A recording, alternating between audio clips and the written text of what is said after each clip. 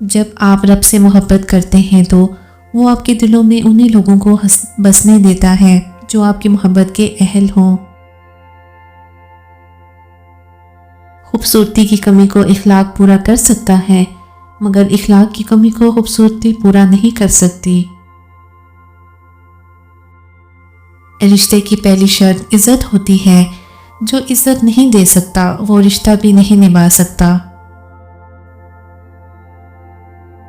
کسی فیصلے کے وقت اگر بات قرآن تک پہنچ ہی جائے تو فیصلہ قرآن کے اوپر ہاتھ رکھ کر نہیں بلکہ اس کے اندر سے پڑھ کر کرے۔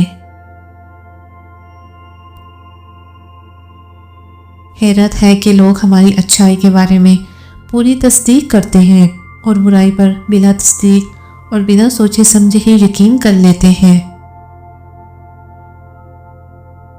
ضروری نہیں کہ ہر کوئی آپ کو سمجھ پائے۔ ترازو صرف وزن بتا سکتا ہے، معیار نہیں۔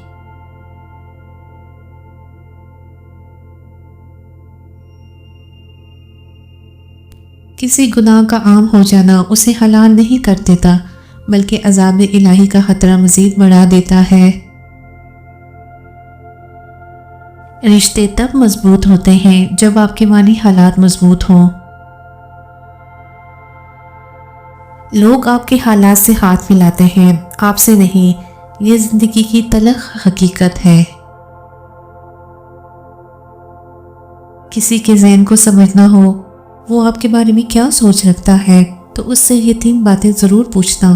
نمبر 1، اگر میں تمہیں اپنی سب سے گہری کمزوری بتا دوں تو تمہارا رویہ میرے ساتھ کیسا ہوگا؟